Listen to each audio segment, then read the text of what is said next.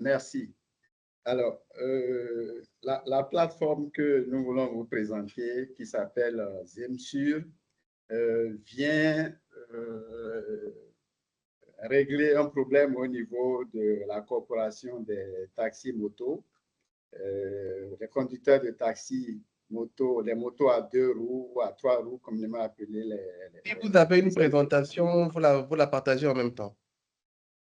OK.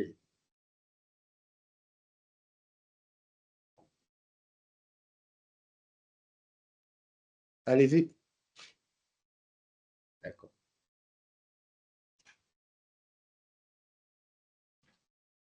Voilà, donc je disais que c'était pour régler un problème par rapport à, non seulement déjà par rapport à la sécurité au niveau de la corporation des taxis motos, qui sont normalement enregistrés au niveau de la mairie, mais de façon manuelle. Il y a des gens qu'on n'arrive pas réellement à cerner dans la ville parce que, bon, il arrive qu'on rencontre des étudiants qui ont des numéros qui ne sont pas toujours réellement délivrés par la mairie. Donc, il y a des brebis galeuses au sein de cette corporation. Donc, cette plateforme vient à point nommé pour nous permettre d'identifier réellement ces personnes qui exercent cette activité sur le territoire de la commune de Cotonou. Et surtout, cela va nous permettre de mettre en place une base de données que, par exemple, la police, d'une façon générale, pourra consulter en cas de problème. Parce que chaque conducteur de taxi moto sera désormais identifié avec une carte qui sera munie d'un QR code qui va porter un certain nombre d'informations sur le taxi moto, notamment les informations sur la moto, sur la date d'acquisition, est-ce que cette moto est assurée ou si elle ne l'est pas. Donc, il y a un certain nombre d'informations qu'on pourra avoir sur ces conducteurs de taxi moto. Alors, l'enregistrement des taxis moto se faisant actuellement de façon manuelle à la mairie, et les gens pourront s'inscrire directement sur la plateforme et même payer directement par mobile money. Et donc, c'est des informations complémentaires que nous voulons bien ajouter à la présentation qui a été faite précédemment. Alors, donc, globalement, c'est ce que nous voudrions ajouter à la précédente présentation.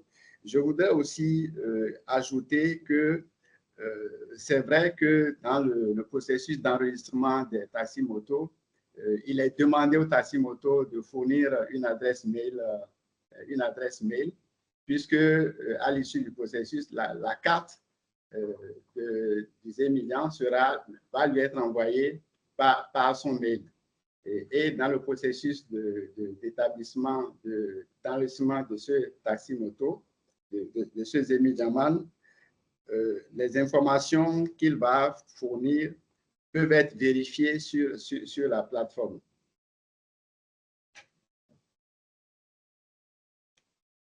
Alors, donc, sur la plateforme, il y a une partie administrateur où l'administrateur pourra s'identifier, où on pourra consulter les différentes statistiques liées au conducteur, donc ces véhicules et les différentes demandes qu'il a effectuées. On pourra gérer les demandes d'enregistrement des conducteurs. On pourra aussi gérer les paramètres, les utilisateurs et les rôles. Et même exporter le fichier concernant ce conducteur de taxi moto.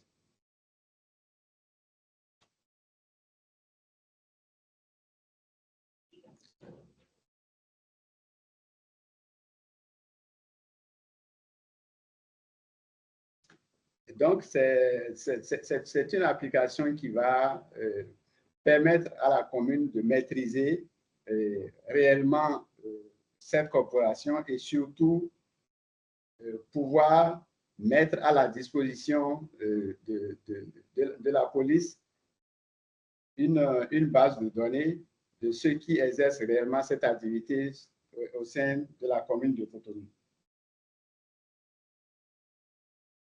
Donc, nous allons passer à la démo. Bon, d'accord, il y a... Bon, le lien est déjà là, donc pour voir la démo qui avait déjà été présentée à la phase précédente. Je tiens à vous signaler que c'est deux catégories différentes. Donc, faites comme si vous n'avez pas eu à présenter quoi que ce soit. D'accord, OK. Donc, nous allons présenter la démo. Ok, bonsoir à tous. Ici, c'est Ariel Boussou, développeur full stack. Et ici, c'est la page d'accueil de notre solution. Ici, nous présentons sur la page d'accueil les différents services que nous proposons à nos conducteurs, enregistrement de mototaxi duplicata, renouvellement de mototaxi arrêt de service, les avis des conducteurs. Voilà. Et il y a une section où on peut voir les services ainsi que les pièces à fournir pour chaque service et le coût qui est lié. Donc, ici, nous allons présenter l'enregistrement de mototaxi. L'utilisateur sélectionne le service qu'il souhaite et clique sur obtenir. Et ici, il a le formulaire d'enregistrement de moto et il fournit son NIP qu'il vérifie. Il fournit son adresse email, un numéro WhatsApp s'il veut, et le site d'enregistrement. Les sites d'enregistrement sont les différents arrondissements de la ville de la commune de Cotonou. Ensuite, il fournit son adresse. Commune d'arrondissement, le quartier, le lot, la parcelle, l'entrée. Ensuite, il fournit sa pièce d'identité, soit la carte biométrique, son CIP. Et il passe au suivant. Ici, il fournit les informations relatives à la moto qu'il souhaite enregistrer, notamment le numéro châssis de la moto. Ici, nous avons un mock qui tourne derrière et nous allons récupérer un numéro châssis pour notre test. Il vérifie et voit les informations de la moto qu'il souhaite déclarer. Statut de propriété sur le propriétaire de la moto. Il fournit les autres informations par rapport à la moto. Nous allons fournir des fichiers juste pour le test. La quittance de douane, le bordereau des frais uniques et la quittance d'assurance. La quittance d'assurance est requise pour les motos 3 roues et optionnelle pour les motos 2 roues. Il accepte les conditions d'utilisation et certifie que les informations qu'il fournit sont correctes et passe au suivant. Il a le récapitulatif des informations qu'il a précédemment entrées par rapport à lui-même et à la moto qu'il veut enregistrer et il passe au suivant.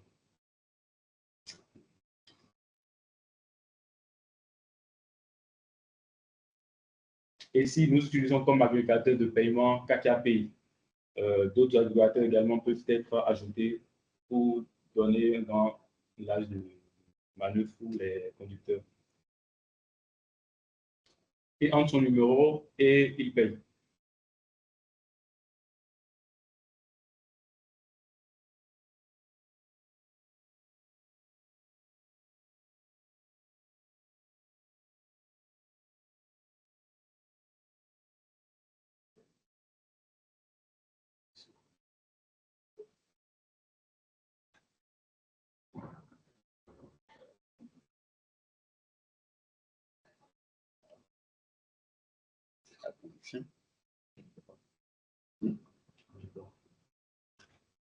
C'est bon, vous avez fini ou continuez? On ne vous entend plus.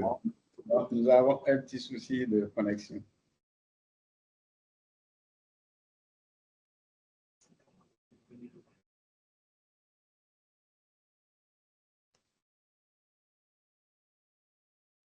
Donc, si vous avez un petit souci, bonsoir à tous.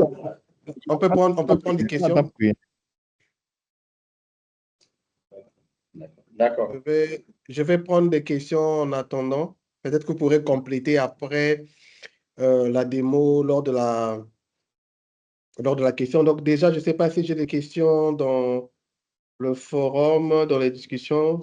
Pas de questions. J'ai des mains. Elle avait levé la main depuis. OK. Donc, c'est M. Isiakou, c'est ça? Suleiman. Suleiman, Exactement, OK. oui.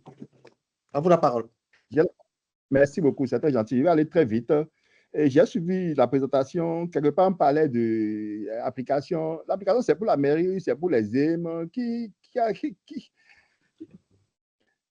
peux aller sur l'application et j'ai entendu les gens peuvent s'inscrire. Est-ce que chaque ZEM s'inscrit quand il veut, il prend son téléphone, il s'inscrit, ou bien il prend un ordinateur, il s'inscrit. Je ne comprends pas. C'est qui les gens là? On a parlé de gens qui peuvent s'inscrire. Je n'ai rien compris. C'est qui ces gens-là? C'est une application qui est destinée à la mairie ou aux ZEM. Même si c'est une application qui est chargée d'enregistrer les ZEM, est-ce que c'est les ZEM eux-mêmes qui, disons, se connectent et s'enregistrent? Je n'ai pas compris. OK, ma deuxième question, c'est par rapport à la démo, on parlait de chaque ZEM donne son email. Quel ZEM a email? Je pense que ça, ce n'est pas du tout judicieux. Hein. Bon, excusez-moi, je pense que ce n'est pas du tout judicieux. Combien de ZEM ont mail pour pouvoir aller se connecter, télécharger leur carte? Je ne pense pas que ça soit vraiment la meilleure solution. Ce n'est pas vraiment du tout optimal comme solution. Je pense bien. Et concernant les ZEM, vous avez dit, quelque part, j'ai vu que l'application demande aux ZEM de renseigner certains champs tels que commune, arrondissement, village ou quartier de ville, l'eau, tout ça là. Je pense que c'est données normalement que vous devez recueillir à travers l'identifiant NPI. Parce que si l'ANIP permet déjà de repérer, ou la base de registre national des populations permet déjà de repérer chaque individu résident sur le sol béninois, je pense que l'application doit se pencher sur le fait d'aller chercher, d'aller importer ces informations à travers des autorisations, bien entendu, et pour pouvoir avoir des informations fiables au lieu de dire, sinon, les ZEM, on sait qu'il y a beaucoup de bandits parmi eux, beaucoup de malfrats parmi eux. Quelqu'un peut vivre ailleurs, déclarer qu'il est ailleurs parce qu'il veut juste avoir quelque chose, sa carte pour faire semblant d'être un vrai ZEM alors qu'il n'en est pas un. Voilà, je vous remercie. OK, merci, Suleiman. Vous pouvez répondre en même temps? Oui. Déjà, on est à l'aide du numérique et on est en train de passer aux digitalisations des systèmes au Bénin. Donc, pour le cas des adresses email, voilà, aujourd'hui, c'est un truc qui est courant. Et bon, sur la plupart des plateformes, c'est ce que nous utilisons. On pourrait comprendre qu'il y a des gens qui sont illettrés et qui n'ont pas forcément des adresses email ou bien des téléphones pour accéder à la plateforme. Et c'est pour cette raison que la mairie prévoit en fait qu'il y ait quand même des centres d'enregistrement au niveau des différents arrondissements de la ville. Donc, autour des différents arrondissements où ils pourront s'y rendre et se faire enregistrer. Donc, même s'ils n'ont pas des adresses email, aujourd'hui, par exemple, la NIP, si vous voulez faire des opérations en ligne, on vous demande votre adresse email, vous fournissez l'adresse email. Soit il peut se faire aider peut-être par un membre proche de la famille qui peut l'aider à faire son opération. Après ça, la seconde question, c'était par rapport la seconde question. Voilà, la seconde question disait, voilà, il y a des informations que nous récupérons et que ces informations sont déjà disponibles via les NIP ou bien le numéro châssis que nous récupérons chez le conducteur. Alors, il s'agit en fait de prendre en compte les besoins de la mairie. La mairie souhaite en fait avoir la même mise sur ces informations-là. Même si il y a certaines informations qui proviennent des NIP et du numéro châssis, mais il y a des documents physiques que la mairie souhaite garder chez lui. Donc, c'est eux qui ont exigé cela. Et aussi, par rapport, il y a encore un truc que j'ai fait.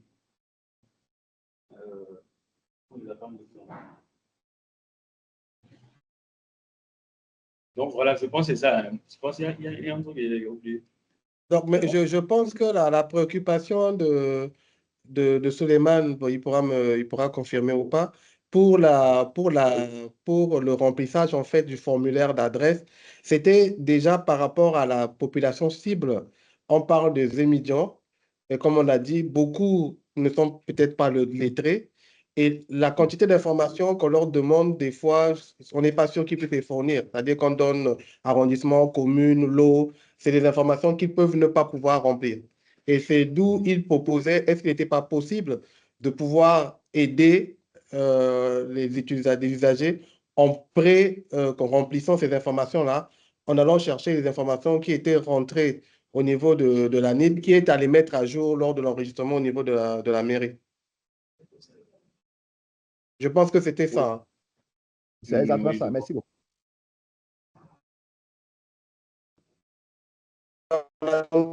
Une deuxième main, vous pouvez poser votre question en attendant que Francisco et son équipe nous prépare peut-être un complément de réponse à Suleiman.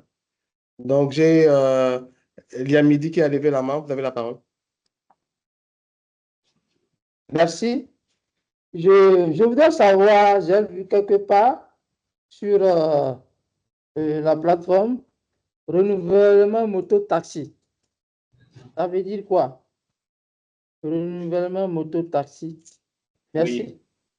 Oui. Ça sera la dernière intervention qu'on aura à prendre avant de pouvoir éventuellement. En fait, le droit taxi s'expire à la fin de chaque année. Donc, quand on entre dans une nouvelle année, pour continuer à exercer légalement, le conducteur est appelé à renouveler ce droit taxi qu'il avait payé. C'était une patente, quoi. Pardon? C'est une patente. Oui. Oui. Oui, mais dans ce cas, est-ce que vous ne voyez pas que vous n'avez pas été explicite sur la plateforme? Parce que quand vous dites renouvellement de moto-taxi, ce n'est pas la même chose que ce que vous venez de dire. En fait, cette opération est effectuée pour chaque type de moto que la personne aurait déclaré. Il peut déclarer plusieurs motos.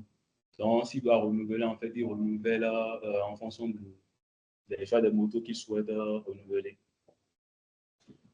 Oui, mais est-ce que ils sont pas, on ne se comprend pas? Tout à l'heure, maintenant, vous avez dit que c'est le renouvellement du droit taxi. Oui. Ce qui est écrit sur la plateforme, c'est renouvellement de moto-taxi. Ce n'est pas la même chose. Vous ne dites pas la même chose. La plateforme dit autre chose. Exactement. Parce que ici, comme vous l'avez dit tout à l'heure, comme Suleiman l'a dit, c'est une application qui sera utilisée par les EM. Oui. Alors, quand ce n'est pas explicite, on crée un souci. Ensuite, je voudrais demander, est-ce que dans le processus de la mise en place de la plateforme, vous avez procédé, n'est-ce pas, au test avec, n'est-ce pas, les utilisateurs en question et essayer de prendre en compte? Il finalise vite la question parce qu'on va devoir arrêter. Ils vont vite répondre. Je vais couper le pitch dans quelques secondes. Ok, d'accord. Je pense que je viens de terminer. Je voudrais savoir, est-ce que le test avec les utilisateurs potentiels a été fait avant, n'est-ce pas, la mise en production? Merci. Ok, donc répondez rapidement et si vous avez quelque chose à dire pour conclure, on va conclure la séance. D'accord. Là, actuellement, on n'est pas encore en production. Donc, disons qu'on est toujours en phase de mise en place pour pouvoir mettre cela à disposition des conducteurs. Donc, cela se fera, bien évidemment. OK. Donc, on vous remercie, à vous et à votre équipe. On vous souhaite un bon succès pour la suite de votre projet.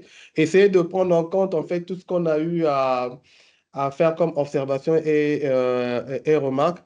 Le projet en lui-même, il est très porteur. Ça s'adresse vraiment à une cible spécifique. Il faudrait vraiment tenir compte de cette cible-là pour, en même temps, remplir le cahier des charges de la mairie, mais aussi satisfaire les usagers de la plateforme qui sont les émigrants que nous connaissons tous. C'est une catégorie spéciale. Donc, je vous remercie et bonne chance pour la suite. C'est nous qui vous remercions. Merci.